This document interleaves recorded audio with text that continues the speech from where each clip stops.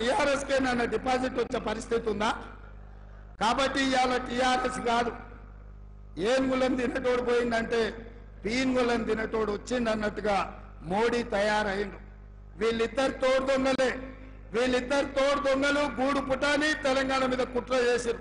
10 ఏళ్ళు కేసీఆర్ ఎవరు గెలిచినా ఢిల్లీలో మోడీకే తాకట్టు పెట్టాడు. వీళ్ళిద్దరిని వేరువేరుగా చూడలేం. వీళ్ళిద్దరు నాణానికి బొమ్మ బొరుసులాంటి వాళ్ళు, వీళ్ళిద్దరు కలిసికట్టుగా తెలంగాణకు అన్యాయం చేసిన వాళ్ళు. అందుకే డిసెంబర్లో జరిగిన ఎన్నికల్లో చంద్రశేఖరరావుకు బుద్ధి చెప్పిండ్రు. ఇవాళ మే నెలలో జరగబోయే ఎన్నికల్లో నరేంద్ర మోడీకి గుణపాఠం చెప్పాలి. నరేంద్ర మోడీ గారు ఇచ్చిన హామీలు ఏవైనా అమలైనాయా భారతీయ జనతా పార్టీ నాయకులు చెప్పాలి. ఇవాళ నేను అడుగుతున్న బీజేపీ నాయకులను, ప్రచారానికి వస్తున్న నేతలను, ఆనాడు నరేంద్ర మోడీ చెప్పిండు ప్రతి సంవత్సరం 2 కోట్ల ఉద్యోగాలు ఇస్తా అన్నాడు. 10 ఏళ్ళైంది ప్రధానమంత్రి, 20 కోట్ల ఉద్యోగాలు ఇవ్వాలి. నేను అడిగిన ప్రశ్నకు 7,21,680 ఉద్యోగాలు ఇచ్చినామని పార్లమెంట్ లో సమాధానం ఇచ్చాడు. ఇస్తున్న 20 కోట్ల ఉద్యోగాలు ఎక్కడా, ఇచ్చిన 7 లక్షల ఉద్యోగాలు ఎక్కడా అని చెప్పి నరేంద్ర మోడీ గారిని నేను అడుగుతున్నా.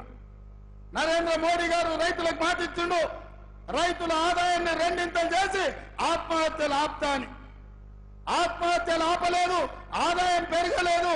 కానీ వ్యవసాయాన్ని రైతు వ్యతిరేక నల్ల చట్టాలు తీసుకొచ్చి అదాని అంబానీ అమెజాన్లకు అమ్మడానికి చూసి రైతుల ప్రాణాలను అదాని దగ్గర తాకట్టు పెడితే ఢిల్లీ సరిహద్దుల్లో లక్షలాది మంది రైతులు 16 నెలలు వీరోచితమైన పోరాటం చేసింది. సరిహద్దుల్లో సైనికులు ఎట్లా కొట్లాడతారో ఢిల్లీ సరిహద్దుల్లో పంజాబ్, హర్యానా, ఉత్తరప్రదేశ్, మధ్యప్రదేశ్, రాజస్థాన్ ప్రాంతాల నుంచి వేలాది మంది రైతులు వచ్చి నరేంద్ర మోడీ మీద యుద్ధం ప్రకటించి రైతు వ్యతిరేక నల్ల చట్టాలు వెనక్కి తీసుకోవడమే కాదు, నరేంద్ర మోడీ మెడలు వంచి రైతాంగానికి క్షమాపణ చెప్పించిన చరిత్ర హర్యానా, పంజాబ్ రైతులకు ఉంది. ఇదే కాదు, 2014 ప్రధానమంత్రిగా పోటీలో ఉన్నప్పుడు చెప్పిండు, చాలా మంది నాయకులు లక్షలాది కోట్ల రూపాయలు సంపాదించి స్విస్ బ్యాంకులో పెట్టిండ్రు. ప్రధానమంత్రి అయిన మరుక్షణం లక్షలాది కోట్ల రూపాయలు స్విస్ బ్యాంకులో నుంచి తెచ్చి ప్రతి పేదవాడి ఖాతాలో 15 లక్షల రూపాయలు వేస్తా అని మాట ఇచ్చాడు. నేను అడుగుతున్న వరంగల్ మిత్రులను, మీ ఖాతాలో ఎవరికైనా నరేంద్ర మోడీ 15 లక్షల రూపాయలు వేసిండా? వేసిండా? వేసిండా? మీకెవరికి రాలే కదా. మన రాష్ట్రంలో ఏ ఒక్కరికి రాలే. మరి ఇవాళ ఏ మొక్కం పెట్టుకొని ఓట్లు అడుగుతున్నాడు. రైతుల ఆదాయం పెంచుంటే 2 చేస్తా అన్నాడు. ఇవాళ పండించిన పంట కొనే దిక్కు లేదు, రైతు వ్యతిరేక నల్ల చట్టాలు తీసుకొచ్చిండు. ఇట్లా ఏది చూసినా నరేంద్ర మోడీ చేతిలో మోసపోయినాం.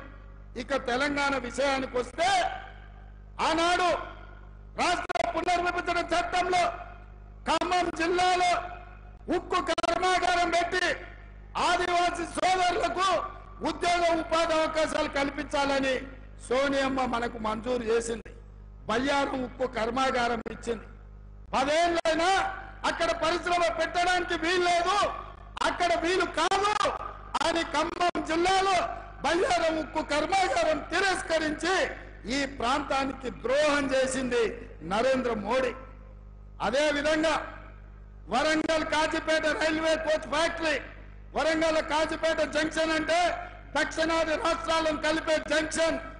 ఇక్కడ కోచ్ ఫ్యాక్టరీ పెట్టడం ద్వారా దేశానికే పెద్ద పరిశ్రమ తీసుకురావాలని సోనియమ్మ ఆలోచన చేసింది. మన తెలంగాణకు, మన కాజీపేటకు రైల్వే కోచ్ ఫ్యాక్టరీ సోనియమ్మ, మన్మోహన్ సింగ్ ఇచ్చారు. నరేంద్ర మోడీ వచ్చి రద్దు చేసి దీన్ని మహారాష్ట్రకు తరలించకపోయిండు. మనకి ఇవ్వాల్సిన రైల్వే కోచ్ ఫ్యాక్టరీ మహారాష్ట్రకు లాతూర్కు తరలించకపోయిండు. నేను అడుగుతున్నా, IIIT గాని, ITIR కారిడార్ గాని ఈ రోజు మనకి ఇవ్వాల్సింది ఇవ్వలే. NTPC ద్వారా 4000 మెగావాట్ల విద్యుత్ ఉత్పత్తి సంస్థల్ని నిర్మాణం చేయలే. గిరిజన యూనివర్సిటీ కొట్లాడంగా నిన్నగాక మొన్న మంజూరు చేసింది. ఇట్లా చెప్పుకుంటూ పోతే నరేంద్ర మోడీ చేసిన ద్రోహం అంతా ఇంత కాదు. అదే కాదు మిత్రులారా, ఆనాడు కాంగ్రెస్ అధికారంలో ఉన్నప్పుడు పెట్రోల్ 55 రూపాయలు ఉండే, ఇవాళ 110 రూపాయలు చేసిండు. ఆయల్లో డీజిల్ 50 రూపాయలు ఉండే, ఇవాళ 100 రూపాయలు చేసిండు. ఆయల్లో మా అక్కలకు సిలిండర్ 400 ఉండే, ఇవాళ 1200 చేసిండు. ఇంకా ఏ మిగిలిందా మా దగ్గర దోసుకోవడానికి? మా చేనేత కార్మికులు కష్టపడి రెక్కలు ముక్కలు చేసుకుంటుంటే ఇవాళ చేనేత పరిశ్రమ మీద జిఎస్టి వేసిండు. అగ్గిపెట్టే సబ్బు బిల్ల, ఆఖరికి వాళ్ళు దేవుడి భక్తుల పడతారు, అగరబత్తీలను కూడా వదిలే అగరబత్తీల మీద కూడా జిఎస్టి వేసాడు. ఇంతకంటే దుర్మార్గమైన భక్తుడు ఎవడని ఉంటాడా ఈ దేశంలో అని నేను అడుగుతున్నా. ఇవాళ అన్ని పోయినాయి, చేసింది లేదు, చెప్పుకునేటందుకు లేదు, చెప్తే నమ్మేటోడు లేడు. అందుకే పిచ్చి పట్టుకుంది బీజేపీ వాళ్లకు. మత పిచ్చి, ప్రజల మధ్యలో, భాష మధ్యలో, ప్రాంతాల మధ్యలో చిచ్చు పెట్టి విభజించి ఎన్నికల్లో నెగ్గాలి అని ఆలోచన చేస్తారు. అట్లయినా వాళ్ళకి ఎవరు దొరకలే.